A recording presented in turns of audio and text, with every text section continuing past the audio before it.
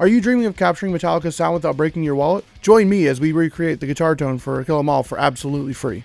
From uncovering the historic recording process to revealing James's gear, we'll explore every facet of Kill 'Em All, and I'll show you the plugins that I use to get this guitar tone for completely free. In May of 1983, Metallica found themselves in New York, with a new lead guitarist, 10 fully written tracks, and a brand new contract from a new label, Megaforce. Johnny Zazula, the mastermind behind Megaforce, recognized the raw talent that Metallica possessed, and got them to New Jersey as quickly as he could. The band would enter Music America Studio on May 10th to begin recording financed by Zazula's mortgage. Metallica began the arduous journey of crafting their inaugural album, Kill 'Em All, with the help of producer Paul Curcio. However, this being their first major recording, the band grappled with getting their ideas across in the studio. Paul was not accustomed to working with metal bands. He felt that Kirk should get all the limelight, and all the other instruments would be in the background. This obviously did not fit James's wants for the album. He wanted an aggressive rhythm guitar tone, and Johnny agreed with him. They both wanted to get the ferocity of Metallica across on this first album. So Zazula had to intervene, and this created a divide between the producer and the band. But they were able to gain some agency for how they wanted to sound for this first album. Despite these challenges, Kill 'Em All was finished within 3 weeks, though not entirely to their satisfaction. Nonetheless, armed with their first record, Metallica would quickly hit the road to support Kill 'Em All on a tour with Raven.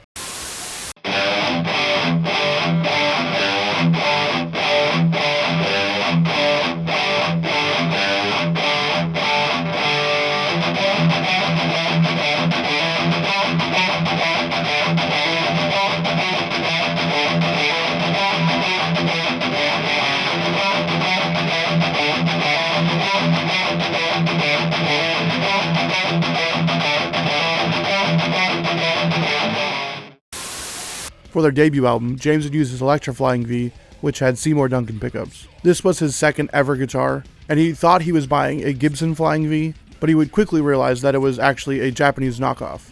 But that didn't really matter to him, because it looked like Michael Schenker's Flying V, and it gave him confidence on stage. Driving his sound for this album, he used his Marshall JMP Super Lead, the one that was modded by Jose Arredondo, to give it a little bit more gain.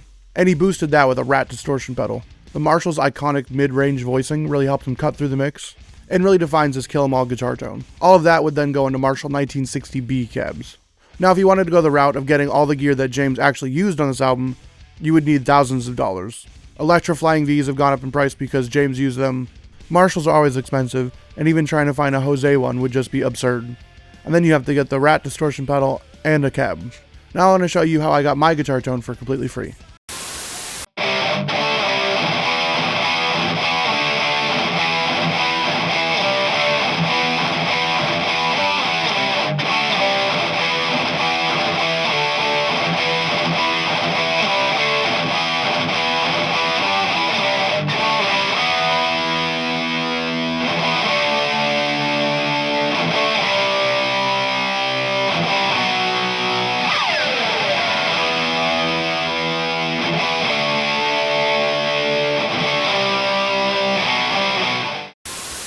This is the guitar I've been using on all my tracks.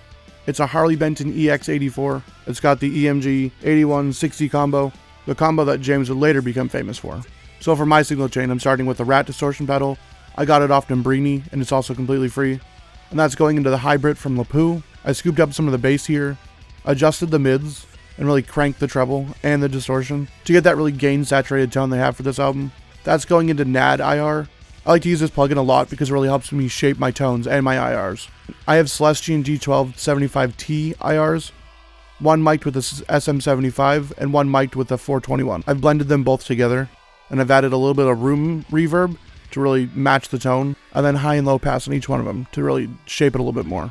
And then I have EQs at the beginning and the end of my tone. For the EQ at the beginning of my chain, I'm just boosting the mids at 796 Hz, and then at the end of my chain, I do a high and a low pass to clean up the tone, and then I'm boosting at 196 Hz and at 4021 Hz.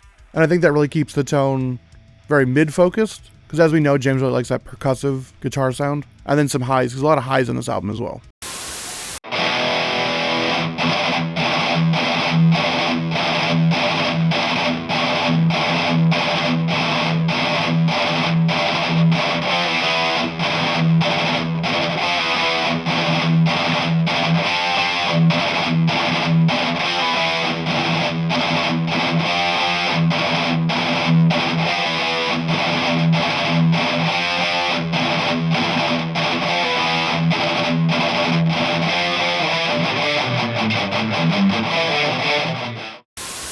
The guitar tone on Kill 'Em All is iconic and really pays homage to James's influences. It's also really rare for Metallica because after Ride the Lightning they started using Mesa Boogies and really went for a scoop tone, and this one's more mid-focused, like a lot of the bands in the 80s. Embracing his Flying V and Marshall setup, James was able to craft a very mid-focused tone that helped him cut through the mix really well on Kill 'Em All. Fortunately, Metallica is a very documented band and really helped me create this tone pretty easily. And finding free equivalents for everything that he used was a breeze. Once I figured out how to really dial in the Hybrit and switched to using the G12-75 IRs, I thought that my tone really got a lot better. I think a lot of the magic for these tones rely on the IRs. I've seen a lot of videos from Glenn Fricker where he's been shouting about how important the speakers are for creating a guitar tone, and I agree with him completely. I've noticed that matching the IRs to the speakers that the bands would have used really helps my tone a lot, and I know that using the G12-75 IRs really helped me get to this tone a lot faster. Fine-tuning the low end with the EQ was the only problem that I really had with this. I really had to dial it in to exactly where it wasn't too much low end, but just enough so that it could come through in the mix. I just had to keep in mind that I didn't want to overpower the mids. While this is not my favorite Metallica guitar tone, I think it's really invaluable to use because it does cut through in a mix really well.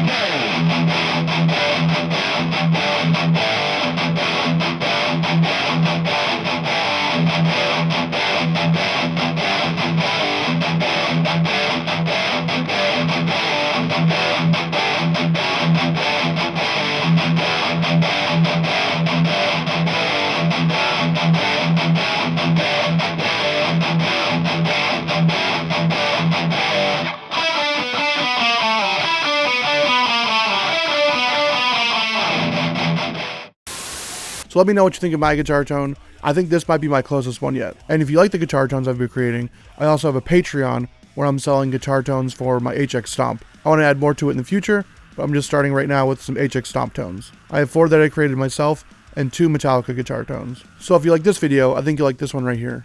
I recreated Metallica's Ride the Lightning guitar tone, also completely free, using a lot of the same plugins. So if you like this video, you might like that one. Thank you guys for watching. Peace.